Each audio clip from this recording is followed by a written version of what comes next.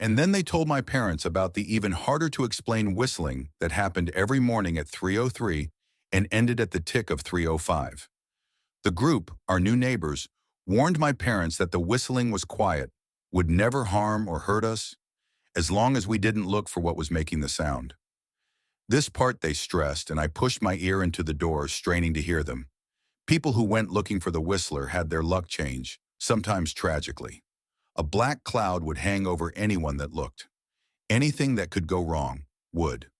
The manila envelope the committee brought over contained newspaper clippings, stories about car crashes and ruined lives, public deaths and freak accidents. Not everyone dies, I heard the head of the committee tell my dad, but the life goes out of them.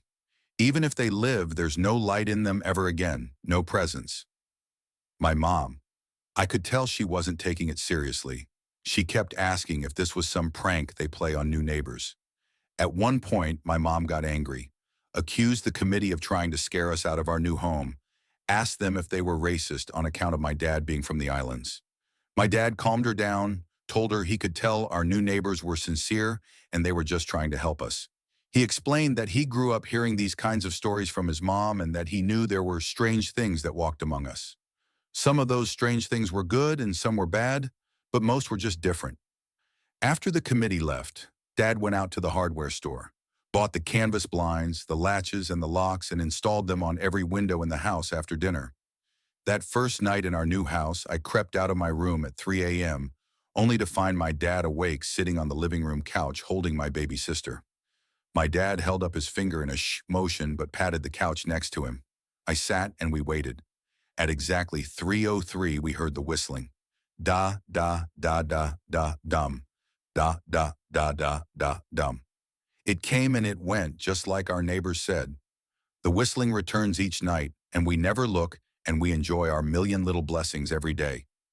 Nola breathes on her own, and she's grown into a strong, clever girl. My dad even joined the welcoming committee. We don't get new neighbors often. Why would anyone want to leave?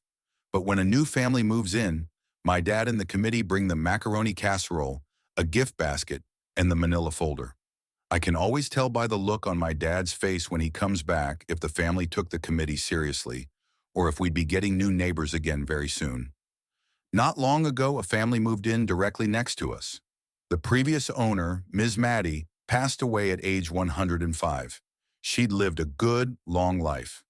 Our new neighbors seemed like they'd fit in just fine. They believed the welcoming committee, took my dad's advice about the locking shutters since they had a young child of their own. Whatever newspaper clippings were in that manila envelope, whatever evidence, my dad never let us see.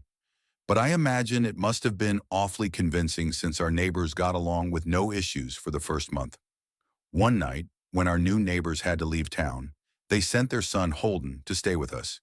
He was 12, a year under me in school. I didn't know him well before that night, but as soon as his parents dropped him off after dinner, I could tell it was going to be a bad time. "Do you know who's always out there whistling every night?" Holden asked the moment the adults left the room. The three of us were sitting in the den, some Disney movie playing idly on the television. My sister and I exchanged a glance. "We don't talk about that," I said. "I think it's that weirdo that lives in the big yellow house on the corner," Holden said. "Mr. Tolles?" my sister asked. "No way, he's really nice." Holden shrugged. "Must be a psycho killer then." Nola tensed. "We don't talk about it," I repeated. "Let's go in my room and play Nintendo."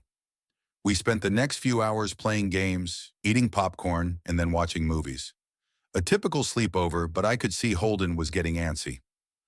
After my parents had wished us a good night, locked the blinds, and gone to bed, Holden stood up from his beanbag and walked over to where Nola and I were sitting on my bed. "Have you ever even tried looking?" he asked. "It's nearly time." Like most sleepovers, we'd conveniently ignored any suggestion of a bedtime. I was shocked to see he was right. It was almost 3 a.m. I sighed. "We don't. See, I can't even try to look because my dad locks the blinds every night and hides the key," he continued, ignoring me. "So does our dad," said Nola. "No," replied Holden. "No, he doesn't." "You saw him do it," I said, a little sharper than I meant to sound. Holden grinned. "Your dad locks the blinds, yeah, but he doesn't hide the key. He keeps it right on his normal keychain.